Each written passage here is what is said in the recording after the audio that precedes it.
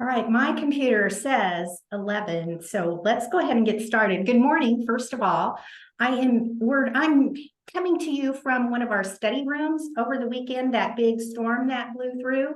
My whole area was flooded. So there's big dehumidifiers and fans in there, so lots of noise. So we're going to try it in a study room and we'll see how it goes.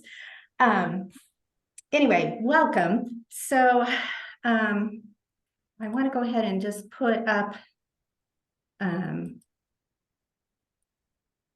the agenda today. I don't think this meeting is going to last real long, but never say never, because I've been surprised sometimes before when I thought it was going to be a quick meeting and we were here for longer than I thought. So that would be great. Just want to start out with public comments. Is there anybody that would like to bring anything before the circulation committee?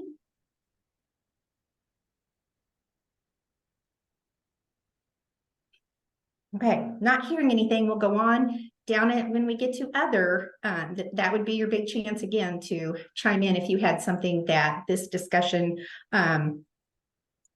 triggered in your mind, or if just something else that you thought about before and couldn't remember now, we'll just address it then. So let's start in with letter A, damage noted on other Missouri Evergreen Libraries material. So two just quick reminders. Be sure to document on that ME item condition slip what kind of damage you are seeing before you send it, or when it comes into you and you're checking it in. I would also ask that you are specific enough to where frontline CERC staff can, from what you've said, they can look at the item and see that damage, so that we're not looking all over everywhere. Sometimes I've had things that had something noted, but then the item comes back in and there's something else. And okay, is it this stain or was it this stain? Is it so I'm just encouraging you to be specific enough to where the place you're routing it to is going to know exactly what you're talking about. Then secondarily, I would say, as you're noting this, be polite and kind as you're doing this, because sometimes damage, when it went out of the owning library's possession, it maybe had just this little flaw that needed to be noted. And by the time it's getting to you, now there's a major issue. So don't assume that the owning library sent it out that way. It could have been in transit. It could have been moving from place to place. So again, let's be kind. We had a situation come up where we have at Cass County, we have two forms for damage. We have an internal form for Cass County items, and we have the Missouri Evergreen thing. And something was written on the Cass County thing. I'm dealing with that issue separately. It shouldn't have been stated as it was. Somehow or other, it got back to the owning library, and it was offensive the way that it was worded. Yes, it was true, but it was offensive in how it was worded. So just little notes there. Let's practice kindness between libraries.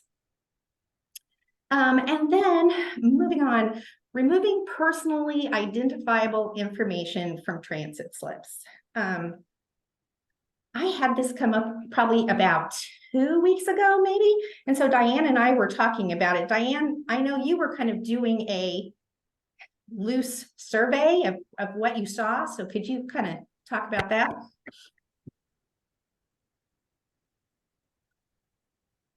Good morning. I did ask the branches to let me know if they see personally identifiable information on a hold transit slip. So they've been faithfully sending me either the slips or just sending me the information. And we've got 10 to 12 libraries that have included the patron barcode on the hold transit slip.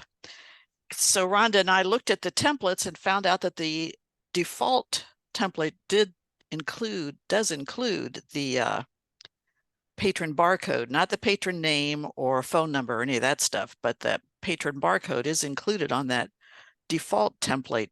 So libraries will have to copy the template that's on the Missouri Evergreen website into the place where that template goes.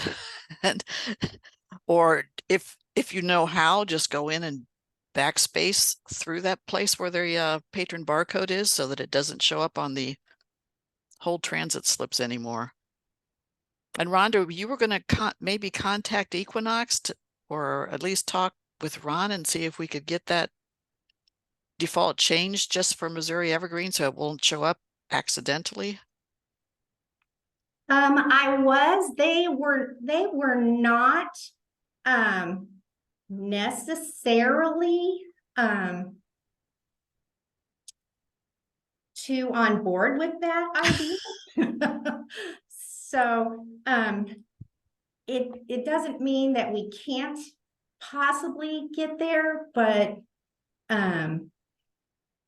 yeah, I don't know that they're looking toward doing that. So anyway, just gonna say that you can get to that if you go through administration and then workstation, because this is workstation specific. So I did a little check here at NRC where I work. We have 4 CERT computers up at the front, and 3 of them were correct. 1 of them wasn't. And I'm like, well, how does this even happen? And so anyway, we don't know how it happened, but we just went in there and deleted out that one little piece of code, and it seems to be working fine now. So I would encourage you to go ahead and look at the code. Like I say, like Diane said, the code is correct on the website. The way to get to it would be go to that Missouri Evergreen website. On the very first page, there's a search bar. Type in transit, and that's how you can get to the correct code for that. I feel like this should be a part of onboarding. If Equinox is not willing to help us out, then it needs to be part of onboarding, that all the new libraries, because I mean, I don't know if that's the case, but we all need a reminder and a check once in a while. But I think new libraries don't know this. They don't realize this. So I don't know if it's a part of the onboarding or if it needs to be part of the onboarding process. That's a good idea. I don't know if Leanne is on. Yeah, Leanne's Yes, I am. Yeah. Okay. Yeah. No, I do agree that, yeah, that should, I think, be included. At least some basics on how to get to it and possibly manipulate it and, you know, work with the templates. To just be aware that that's where it's at and, you know, what it affects. And Right. also, let's see. Thought I now I can't remember. I was gonna mention something else about the transit slips, but I'll get to it if I come back to it.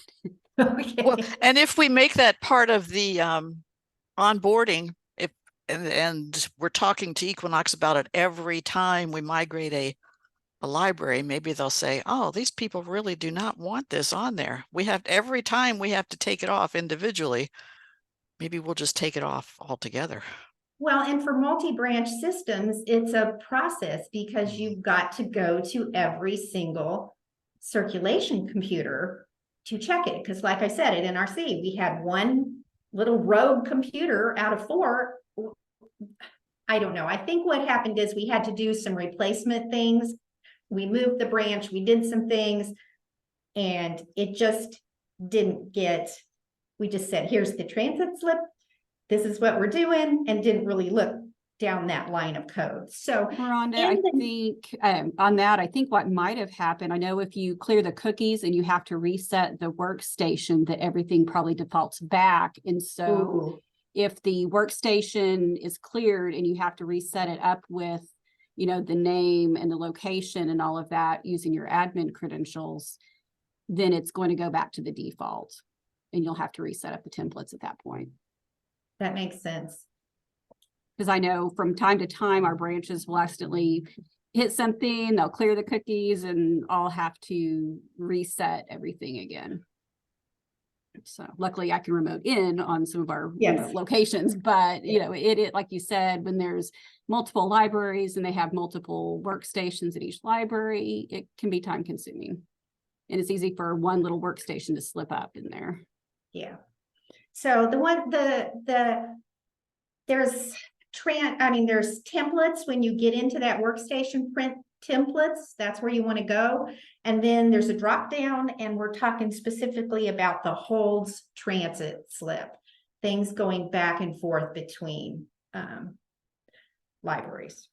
So any other questions about that? In the notes, if you go to the notes the minutes, as soon as I get them to Ron and get them posted, I will have the specific piece of code there that needs to be taken out. It would be great if it was at the top or at the bottom, but it's kind of in the middle. So I will have that in the notes so that you can get that taken care of. Rhonda, Yeah. I have put the instructions from the website. I pasted that link in the chat that Okay, has the great. specific language. Perfect. Thank you, Ron.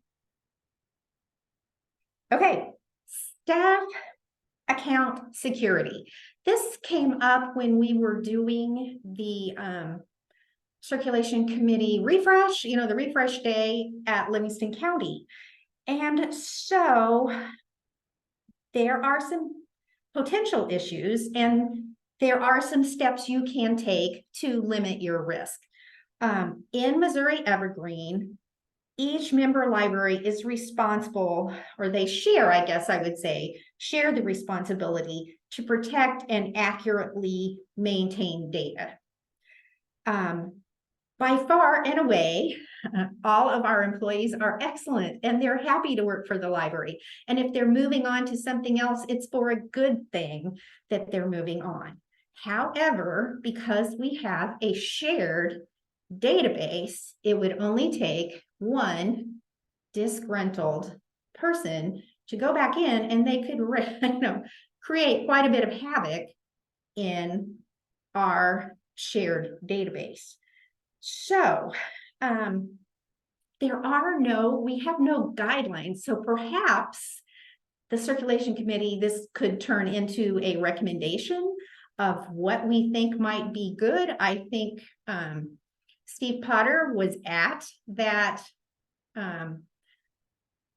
refresh in Chillicothe. This is something that he kind of has some questions and concerns on. So if your library, I know Scenic anyway, has, and probably many others, each staff member has an individual login as opposed to one login for everybody.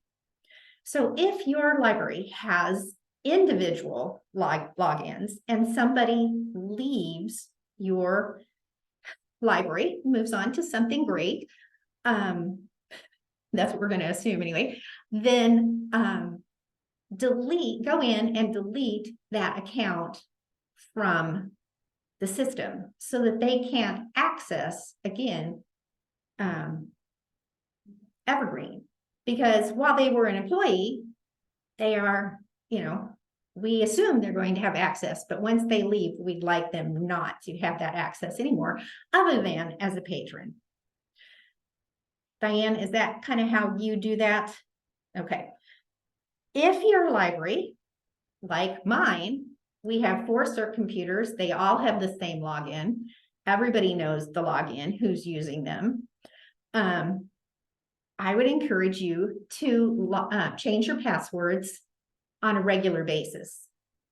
Not just, it's been, fill in the blank, how long, but you get yourself on some kind of schedule that you are changing passwords consistently.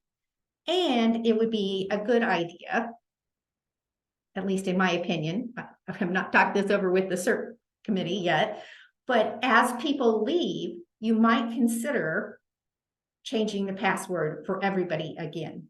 It's kind of a pain. Everybody has to learn the whole, it's like our own passwords when they make you change. It's like, how many times do I have to change this? I'm out of ideas of what I can do, but it's for the good of the whole consortium.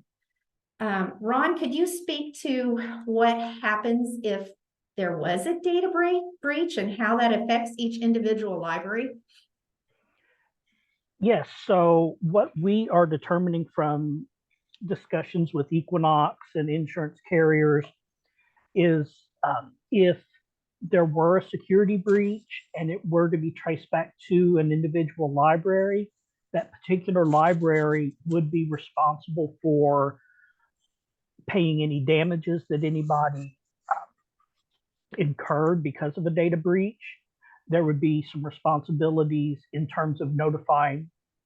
We have over 700,000 patrons. Every single one of them would have to be notified that, hey, your information was involved in a data breach, and I don't know legally, we've not explored to that level, but I know we've all gotten those data breach letters where, we were given a free year of credit reports to keep an eye on our credit to make sure there were no identity thefts or, illegal accounts started. Most of us have insurance coverage against that. A lot of smaller libraries might not. It could bankrupt the library if you don't have the proper insurance coverage against it. And I would be willing to bet, even if you did have the proper insurance coverage, you wouldn't after a claim like that. They would probably drop you and you would find it almost impossible to get coverage again. Okay, so there is some liability associated with these issues. So I know some of you are directors, some of you are just the CERC person, which is, I'm happy that you're here, but this might be something that you pass on up to admin so that we're protecting ourselves to the best of our ability. There's no way to protect against everything. I just don't believe there is, but we can also take the steps that we can take to mitigate problems. Questions on that?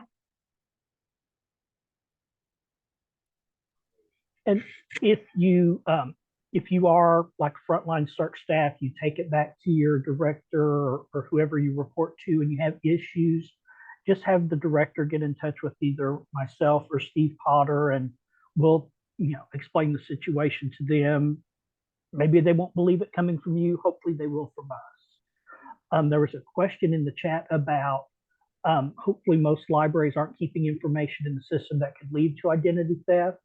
We've tried to scrub most of that, but even things like phone numbers and birth dates, if you get in there and see a patron's password, they might use the same password for their library account that they use for their bank accounts. And those passwords get sold on the black market all the time. So we just don't want to take the chance. All right. Any other comments, questions? There's another question in the chat. Okay. Is there something on the website on how to change passwords, or do we have to contact Equinox? I think for many of us, if your accounts were set up way back in the day, if you go in and use user, isn't that right, Ron, in the last name field? They're all set up differently. No. But yeah, user brings up my free, I have a CERT, a CAT, and an admin account, and user brings all of those up for me. So the other thing you can do is as you're doing a patron search in the profile drop down, there's every profile in the world there. So find, if it's a CAT administrator, circulation administrator, whatever their profile is, you can go in and change the password. I would imagine just like you would changing a patron. It's the exact same process. And then just Done hit the save, same make sure you thing. hit save. Yeah, it is just like a patron password reset. You can either put in the password, you can ask the system to generate one for you, or you can send a password reset link to the account holder to have them set the password.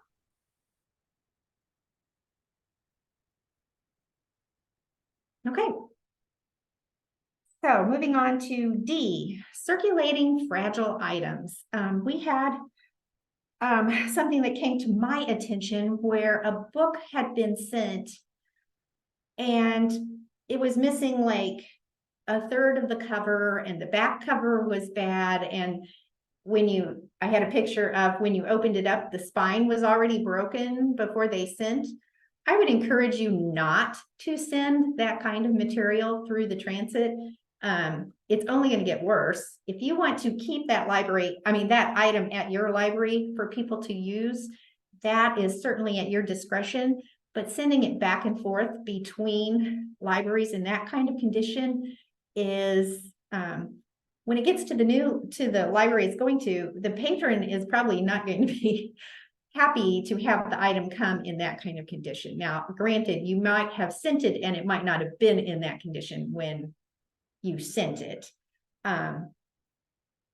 Even if it's the very last one in the consortium, I would consider notifying that other library and just saying, when we pulled it, we looked at it, it's in too poor of condition to even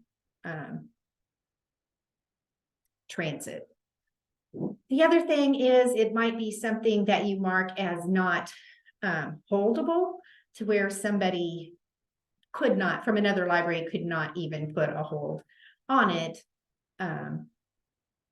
There's ways, I don't know the way, but I know there is a way that you could keep it in just your library system. I don't do cataloging, and I'm not sure how that happens, but I know there is a way that if something is, you want to keep it, but it's not really a good circulating type item, that you could keep it for your patrons, but not for the greater Missouri Evergreen community. Questions on that? Okay. Last month we talked about how to spot a fake bootleg DVD. There have been some more that have come into the system since last month. Again, we do not believe anybody is going out with the intent to purchase something that's not legal for us to transit. However, so in month number 2, I'm encouraging your frontline staff to look at, on our website, there is a pretty good little article about how to spot one of these things. And if you find something that you're pretty sure, or just something looks off, refer it to your cataloger. The cataloging committee, like we heard last month, has a process set up to kind of vet these things, see if just because it looks maybe a little weird doesn't necessarily make it weird, but they are going to do the background checking on it to make sure that what is in our catalog is really legal. So just saying, I think it's going to start happening probably more and more frequently as we have more and more streaming services available. So just kind of keep your eye out on that. It's like we just kind of had a string of them here, kind of real close together. So then the last thing, just want to report, we have completed the whole state. We kind of broke it into quadrants. We've completed the whole state of the original circulation refresh training. So hopefully many of you made it to one of those trainings, or at least somebody from your library made it one of these trainings. So we'll be looking at what we're going to do for next year. We'd like to break it down into smaller, instead of quadrants, maybe a few maybe 6 across the state, so that it would be a little closer possibly to where your library actually is. If you have ideas of something, if you went to one of our refreshes and you have ideas of something that we covered that needs to be covered more, or we didn't cover and you wish, oh, that's what I wanted to hear and we did not cover it, would you email me so that we, as we are discussing what we're going to do for next year, that we can get those items onto the list. I know the recurring request was help with reports. I think every library, that is kind of one of their sticking points. So we have passed that on to both Ron and Steve. And I honestly, at this point, don't know what will happen as far as having some in-person reports training. It's my least favorite part of all of this, I would say. So anyway, we kind of, our tech guy got reports set up and I try not to touch them if I don't have to. So I don't know, I can't promise that there will be in-person report training, but I know probably almost beyond any other, well, I know without a doubt, without exception, every single thing, every single refresh, that was the recurring thing that they wanted more, people wanted more training on. So not sure how that'll go, but we'll see. All right. Oh, and by the way, we had a wonderful time at Livingston County. I did not realize they are the only library in the state that has a separate children's building from their adult building. And unfortunately, I didn't have time to go over and see it, but you know, like all the noise and energy and chaos that sometimes happens in the children's department was over in this other building. And the building that we actually met in was quiet, like a library from years ago, I guess I would say. So that was interesting to me. And I wish I had time to get on over there and see it, but I did not know that about Livingston County. So now you guys know a little bit of trivia about Missouri Evergreen.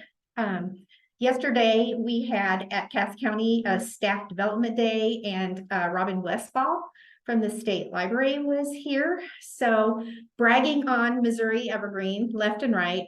She really would love to see more libraries join. And we're all like on the executive board, okay, we've got to manage this. There's things, we're getting big enough now to where some things that were just, as you come in, you could do what you want. I mean, to make it work, we're going to have to start kind of organizing a little bit, I would say. So the executive board is working on that, but she is very gung-ho for Missouri Evergreen. So anyway, anything else that you would like to bring before the circulation committee?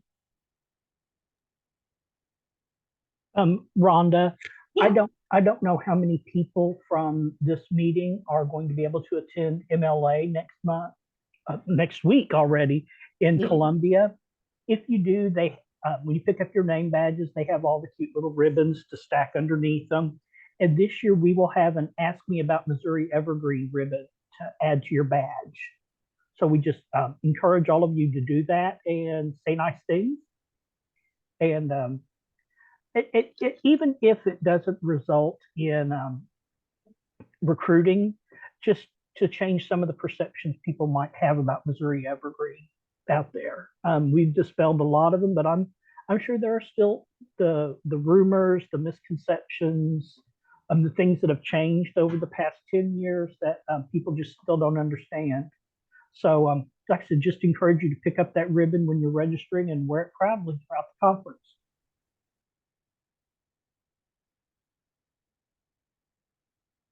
Brenda, so, and committees, this morning I got an email from Meredith, my predecessor.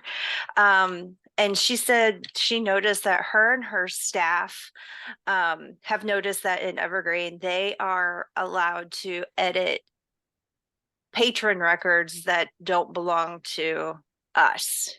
So like I would be able to edit a scenic regional or whatever. I thought that was not allowed. Or is it just something we've always had to watch and make sure we don't do it? Well, there's not allowed and watch, and it's really both. There's not currently anything in the circulation policy that says that's a big no-no, but at the same time, it's a big no-no. Right, right. So if there is something that you find is wrong with somebody else's patron's account, call that other library, email that other library, work with them to get things fixed. Don't just go in. Really, we have no business doing anything on anybody else's. I agree. And I think that her concern is accidentally our staff changing someone else's record because, Robert Smith, there's how many of them out there, and we accidentally changed the wrong one. So I think that's more so what her concern was, but I can't remember if it was, I know it's a no-no, but I can't remember if it was a block setting in Equinox or if it was just we needed to watch and make sure we don't do it. Yeah, I'm sure it's a permission thing. So whatever your staff have permission for, it's one of the included permissions, and you can't get rid of something that's in the package deal of a permission. You can't just remove one thing. You'd have to assign a whole different permission group to the staff. And permissions are incredibly complex. Well, my cataloger, Kate Coleman, is looking into it, and she's familiar with those. I just wanted to bring it up to the committee since it was an email sent this morning. Yes, and it can happen. I know here, even at Scenic, we have had staff unknowingly, or, people that work 14 hours a week, how are they going to remember all this crazy stuff? Someone move here from your library from Jefferson County, and the staff see that they have a Jefferson County account already. And so they put a Scenic number on that account instead of creating a new account. So those kinds of things have happened. So again, I think as much as we can, it's a training opportunity for your staff, is that we are only changing things on our patrons. And again, verifying with the patron, especially if it's a common name. Is this your address? Is this your phone number? Is this something, that we do have some identifying information on for patrons, birthday, phone number, email, address, any of those things, to make sure that if you're modifying a patron, you're actually modifying the correct patron. So the other option would be in your searches to just search your, so for me, just search Cass County, and then you're only going to bring up those Cass County people. If you're trying to figure out if this person already has a library card, though, you've got to get into the Missouri Evergreen side of it, but then you're looking for that, your patron. So again, it's all of us get busy and hurried, and I don't know about you, but I'm also trying to multitask. I've got, 3 plates spinning at the same time. And so it's just taking that few extra seconds to slow down and check carefully. And this is Leanne. I was going to mention too, I think it's a good time to remind people to get as much information as you can about the patrons. So when it's a really common name, that you do for sure have the birthday listed and a middle name if they have that, so you can verify. Because it does, you know, save a lot of staff time too, and it makes it a lot more clear if you can see, oh, this one has this middle name versus the other that you're actually looking for. I'm glad you said that, Leanne, because I know we've all seen records that have a first name, a last name, and barely anything else. And that works fine for just a standalone library, but not in the consortium.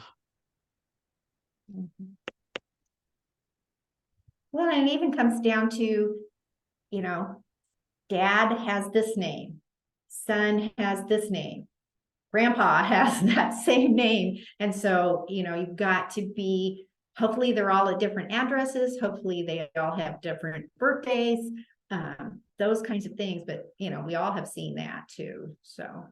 Well, and it's very difficult to know if the patron that owes you a lot of money is the patron that's standing in front of me. You know, if I can't tell enough about them. I mean, we just made it a practice that as we're renewing cards, we did a couple years ago, that we make sure there is a birth date in there and that the middle name is not an initial, that it is fully filled out. And so I would encourage everybody, as just a general practice, that when you renew your accounts, that your staff asks those two things and gets them put in there. And there is a way that you can have on your registration screen, the default where the birth date is required. If that's not set up in your system, you can go into the admin and actually change that. So I believe maybe a lot of the default with Evergreen did not have the birth date as a required field on the registration. And the other thing is, go ahead and put preferred name in. If they have a preferred name, when you search, it will search either with their legal name or their preferred name. And when you pull the patron up, it's going to show their preferred name, but it's still searchable if they hand you their ID, that kind of thing, so that you can search by their legal name. So the more of that type of identifying information we have, the less likely we are to select the wrong patron. Okay, anything else?